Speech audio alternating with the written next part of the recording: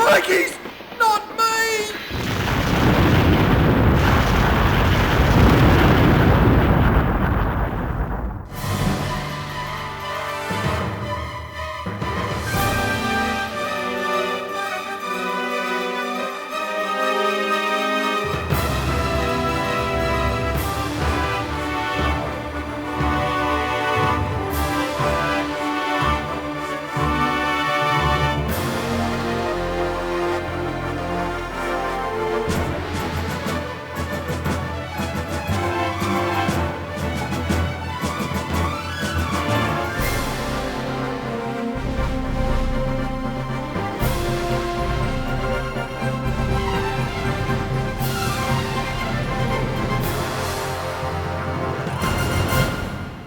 Railways have always used coal to keep everything on the move.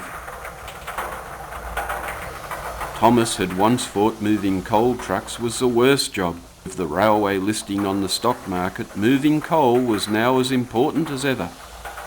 You trucks have been very good to me today. The thinner you empty us, the better. We're thicker with coal.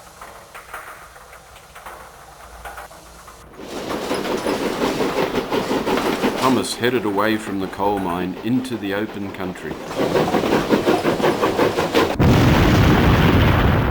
Thomas lay upside down with severe burns. The coal trucks were completely destroyed. A local potato farmer raised the alarm, and help was soon at hand. Earl arrived bringing Jim the crane and the fat controller. Well, I've seen some accidents in my time, but this is no accident. I'd say there's been a bombing. Thomas was gently lifted onto the flat rail car by Jim. With the coal mine now shut off, I'll have to ration the coal until the line is repaired. There'll be a special meeting at the sheds later.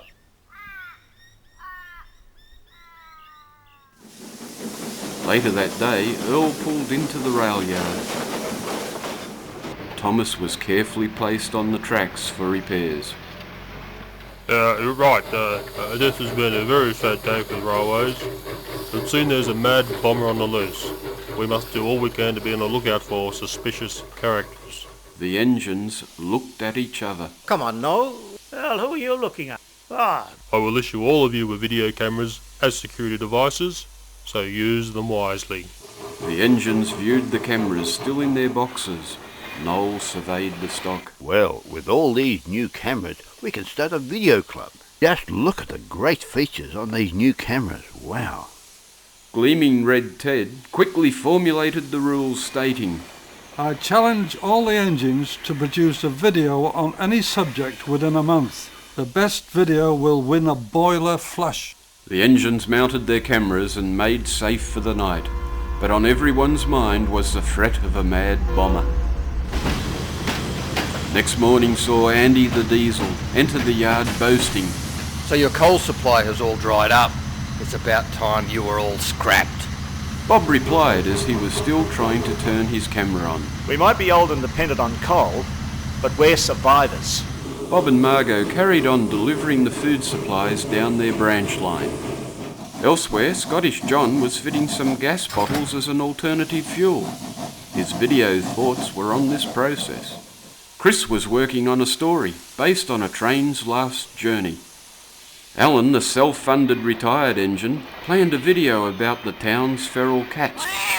Wilson was always interested in how cars would race him between stations. Earl had his eyes on the skies and teamed up with Helen the helicopter. Back in the sheds, Thomas was being repaired. He also had a camera, and his video was being planned.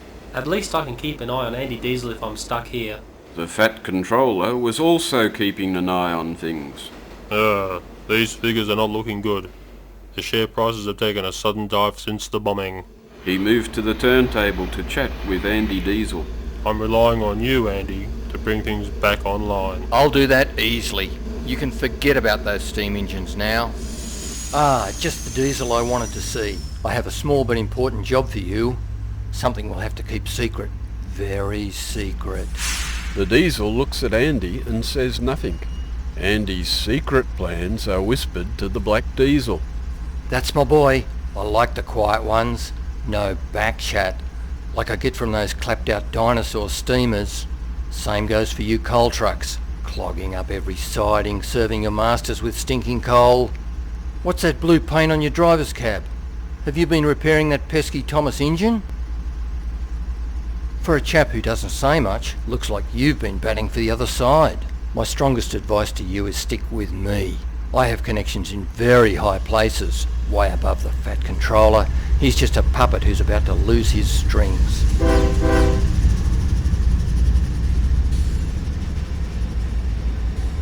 Two weeks had passed and the engines assembled at the rail yards.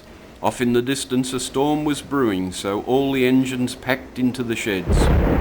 Thomas was almost repaired and was being fired up to check for any boiler leaks. The fat controller made a brief announcement. I hope you're all getting used to your new cameras. Keep up the good work. Ted was curious about the videos. Okay, lads, we'll have a short movie night just to see how you've progressed. Earl was the first to show his work. The engines hissed at the first video. They had never seen the sheds from the sky before. I put my camera in the helicopter. Hey, just have a look at this where I went. Boy, there's some tremendous shots. It's a bit shaky, this. Oh, I don't like heights. Why is it shaking like that? Ah, it's all wobbly. Why don't you use the tripod? Oh, look at those sheds right down there. Wow. An outstanding effort, Earl. Excellent titling, good composition, although some shots a little shaky. Bob was next, but was unable to remove the tape from his camera. Well, you see, it's a drama. It's very good. I act in it. One of the most exciting scripts that I've ever seen. Okay, Bob, don't give the story away. Chris, have you got something to show? Chris's video played, and silence fell upon the shed. The lightning outside enhanced the story as the thunder broke the silence. Now that's a video. It sends shivers through your boiler. A fine example of how all videos should be made. Alan, it's your turn. A little different. Seems like you shot the tracks, not the cats. Wilson was next, but explained. Well, you see, I had this accident. A car ran over my camera. Terrible waste of equipment. Ted seemed bemused by this and called for Scottish John.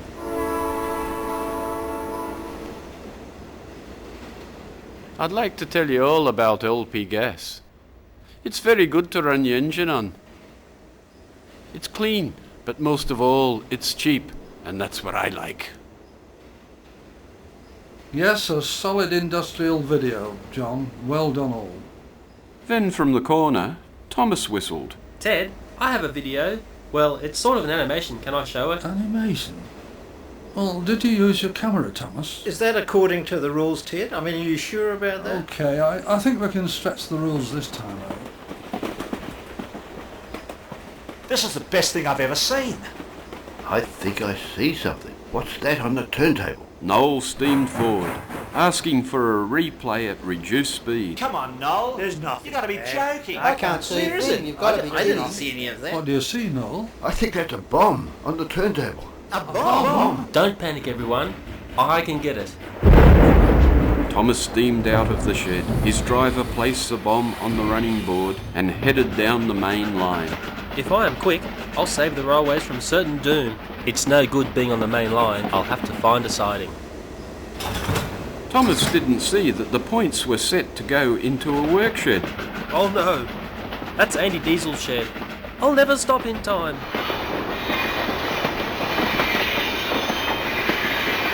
Andy couldn't believe his eyes. Oh no! Help! Help! Crikey's not me!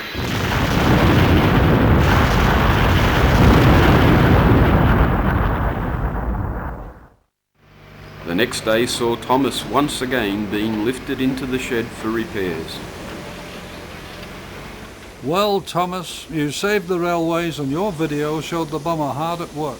Just then, the fat controller arrived with the police. I've heard the mystery of the bombings is solved. That's right.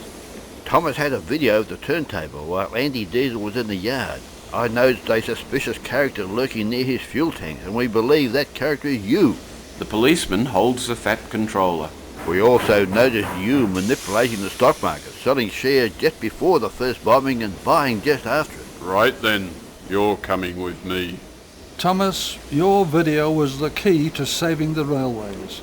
Your brave actions also ridded us of that lazy diesel.